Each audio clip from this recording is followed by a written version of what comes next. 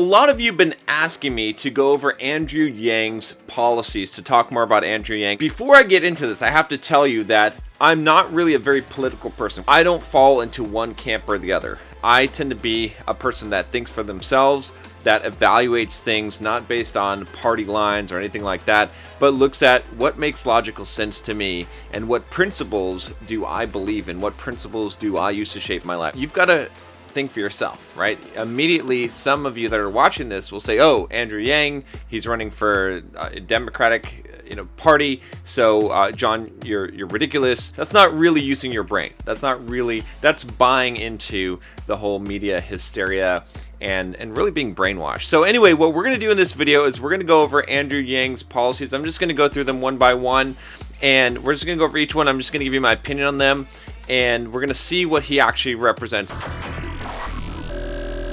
I'm John from BulldogMindset.com. On this channel, I teach you how to be a man. I teach you how to build your financial independence, how to build the physique that you want, how to get the girls that you want, and how to go from the victim mindset to what I call the Bulldog mindset. If that sounds like something you're interested in, click that subscribe button, become a Bulldog, and join us on this quest. I suppose we can start with his big three policies.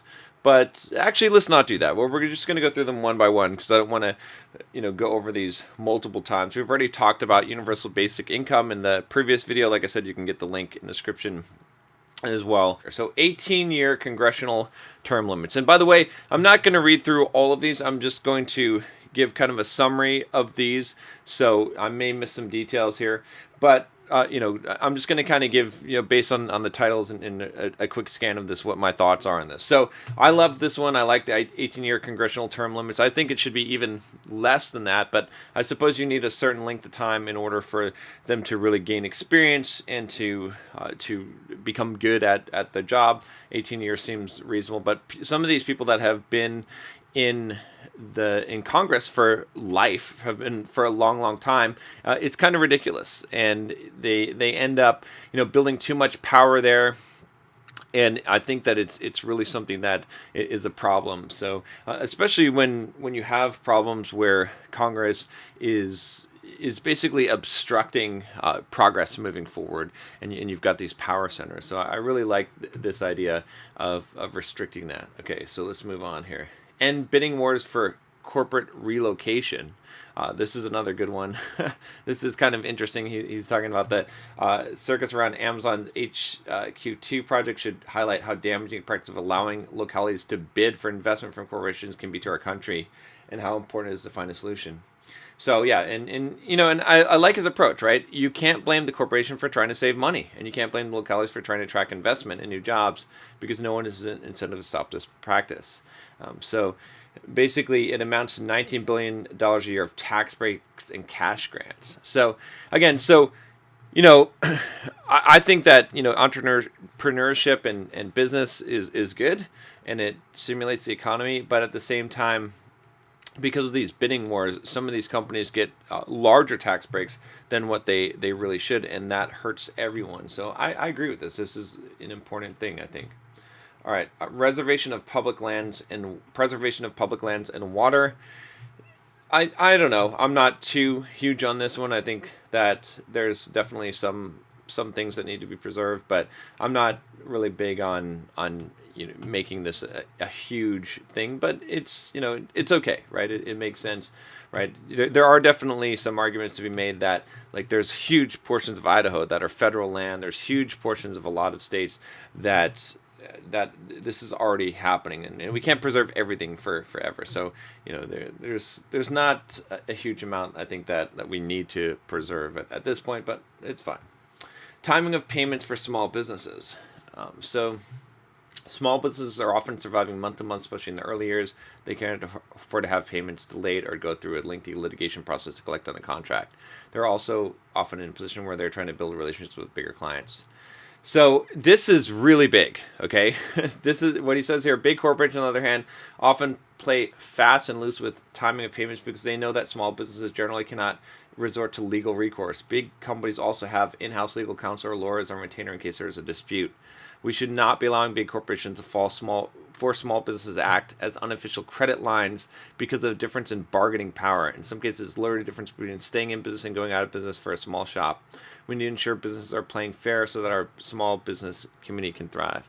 I agree with this. I think I would like to see what his actual solution is to this, but let's see. Okay, so he's got his goals here. I didn't even see this before. Prevent big companies from using stalling tactics to delay payment to smaller contractors. So pass a law. So he's got even here. I will pass a law requiring any company with more than 1,000 employees to pay an invoice from a company with less than 5 million in revenue for fewer than employees within 60 days of the date agreed upon, or pay a rate of 7% annualized interest per month on the overdue payment.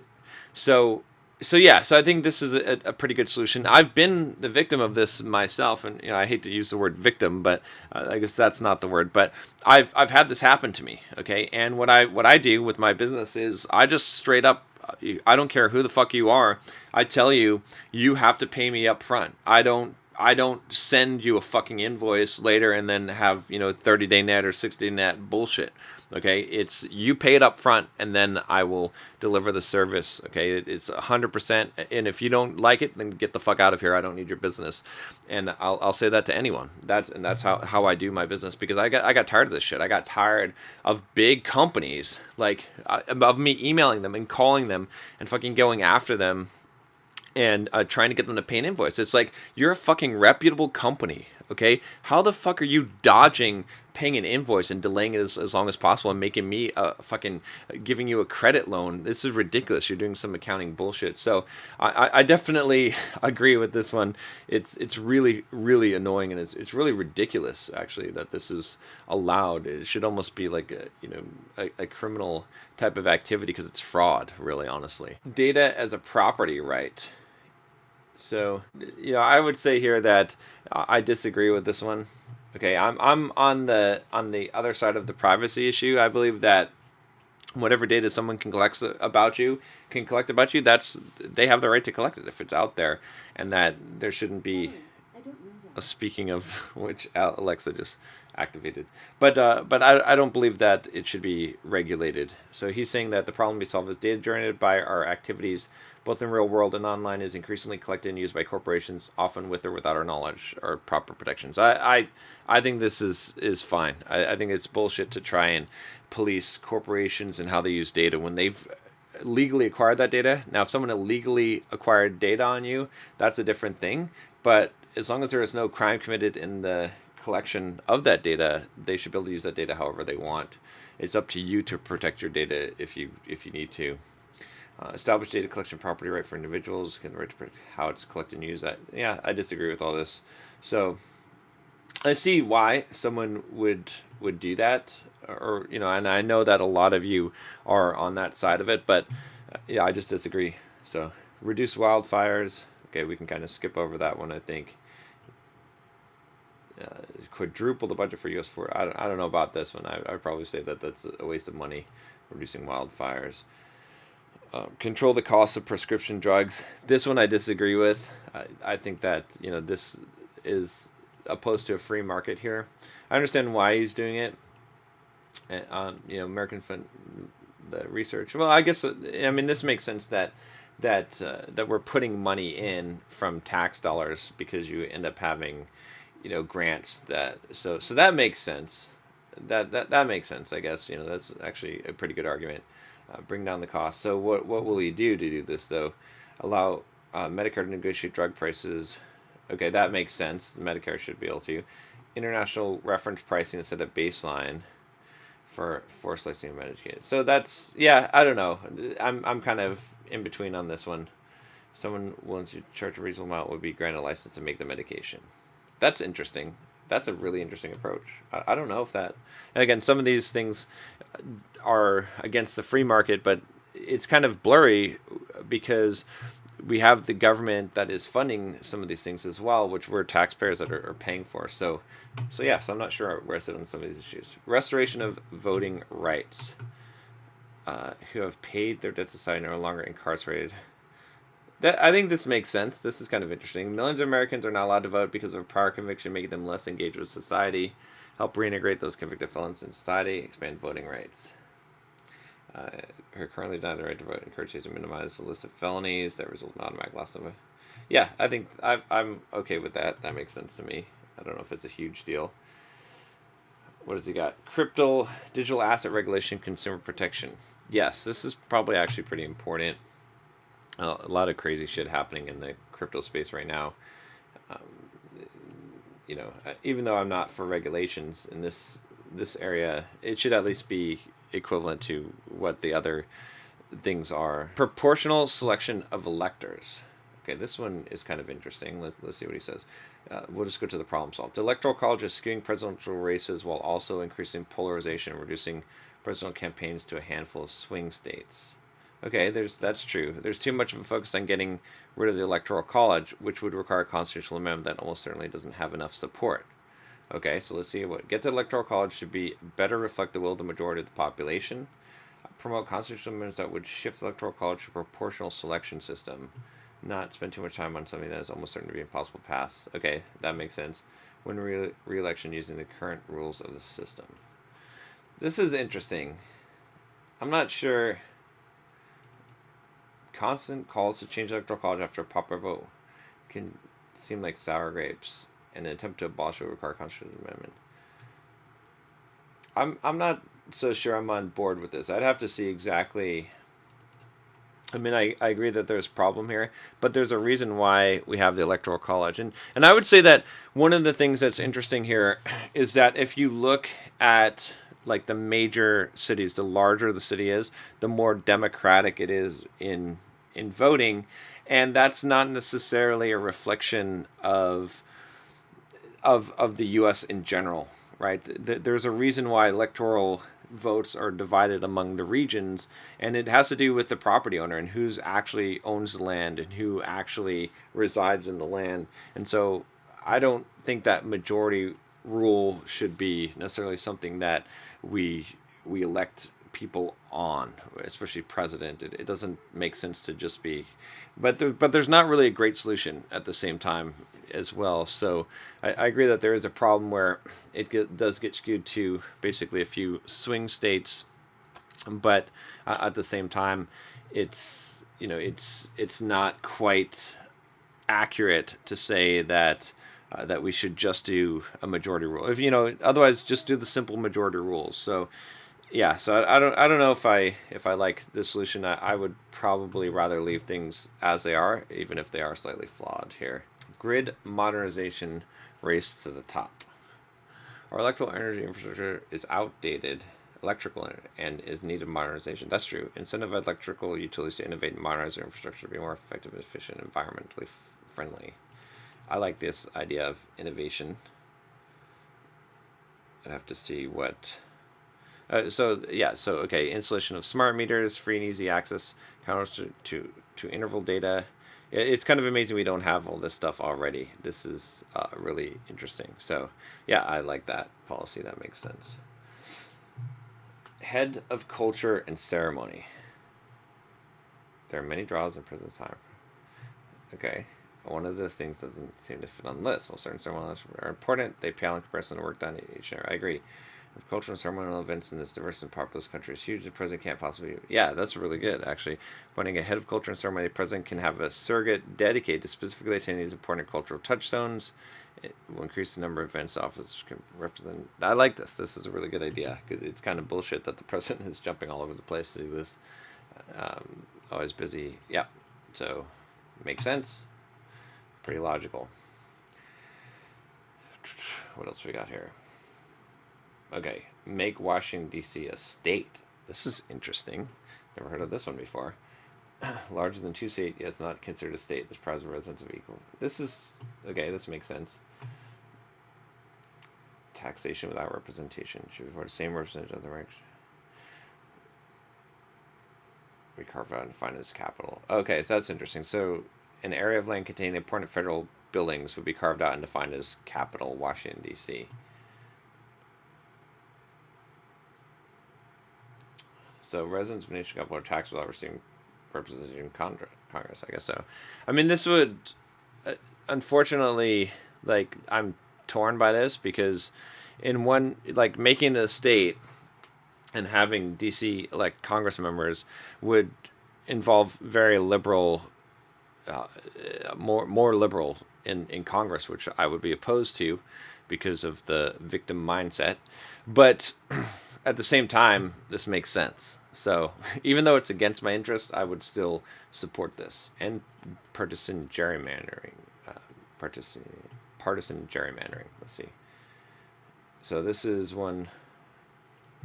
I think that's true.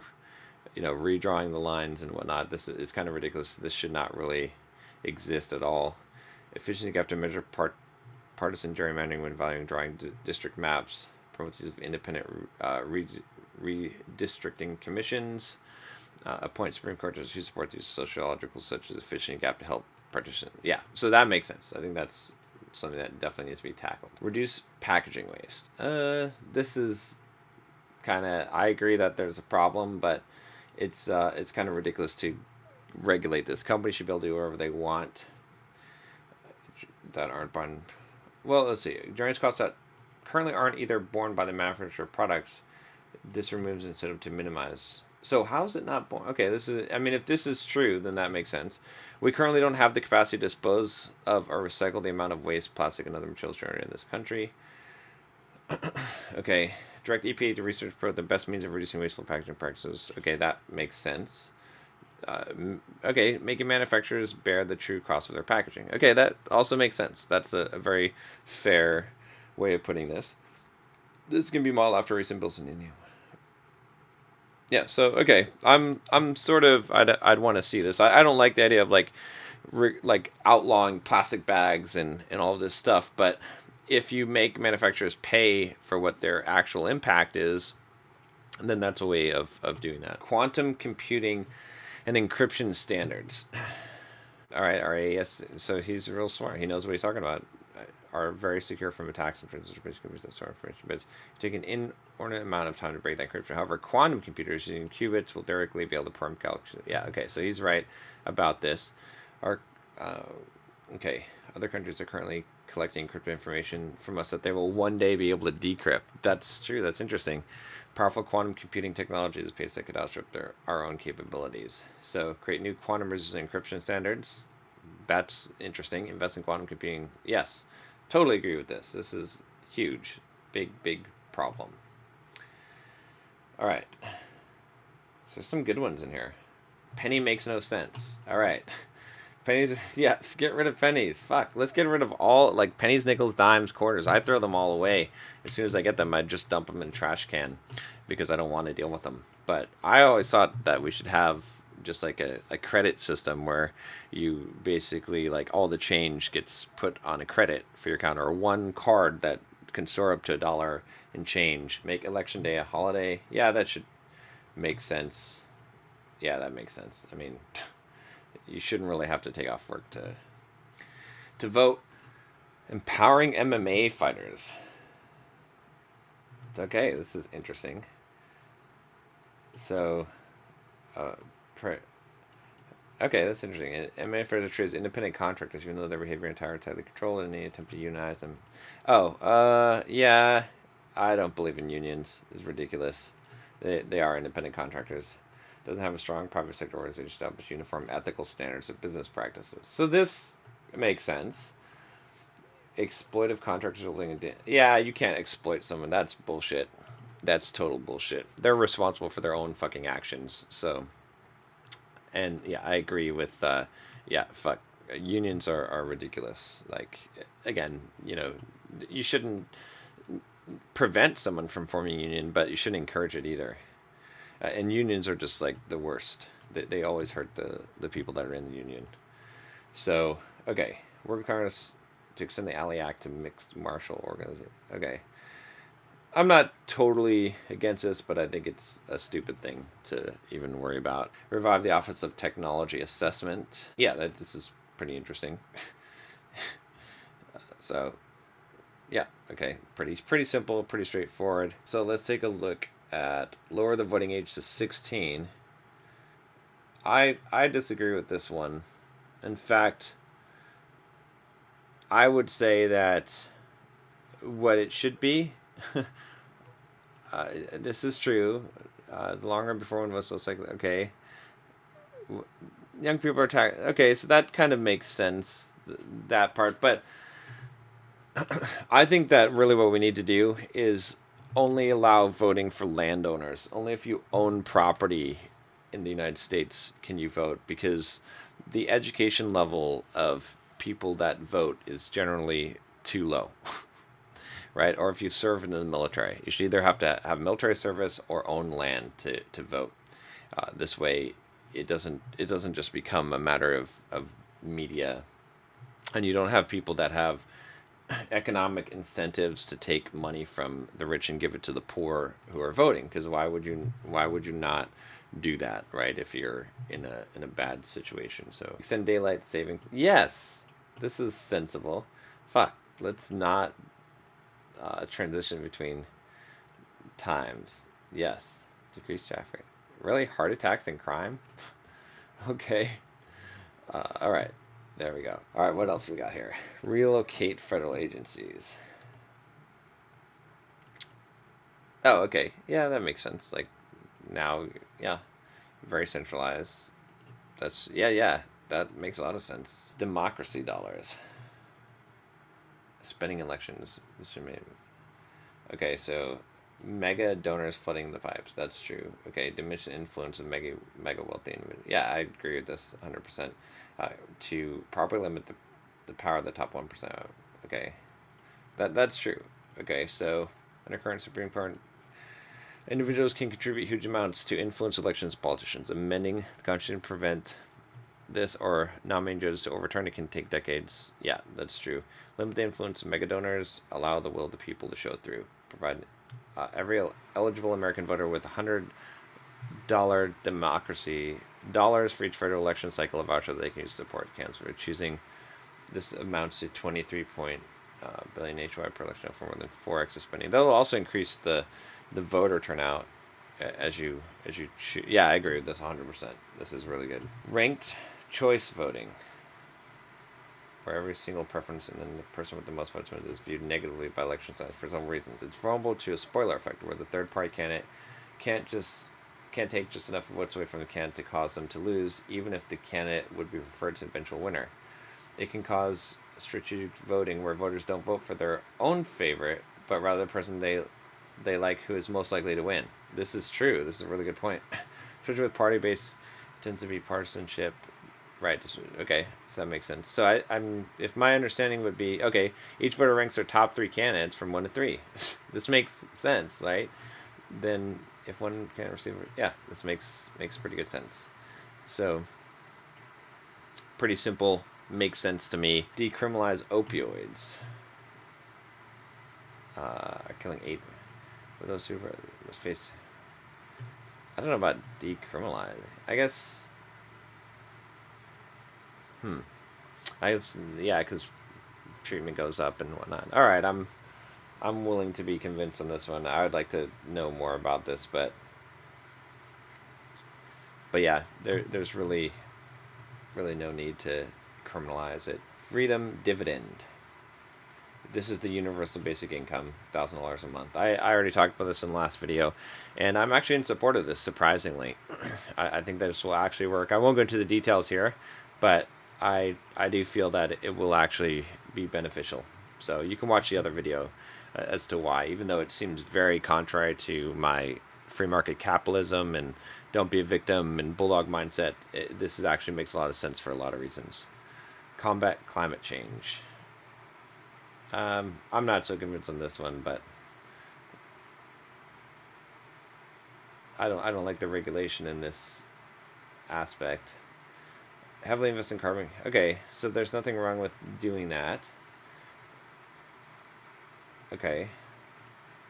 A tax on emissions. Oh, okay. Well, okay, that makes sense.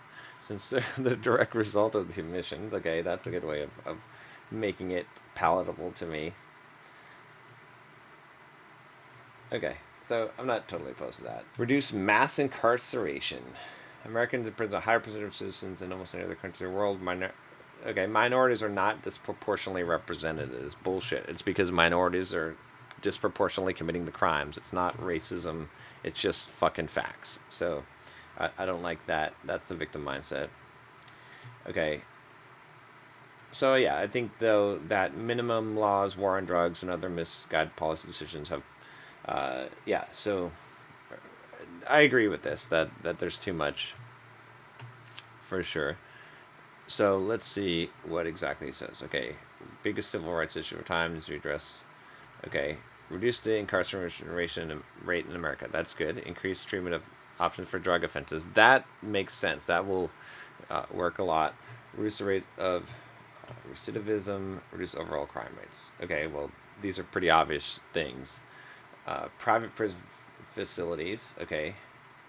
Shift drug policy away from punishments more towards treatment. I agree with that. Invest money to fund innovative prison programs that will decrease. Yeah, okay, that makes sense.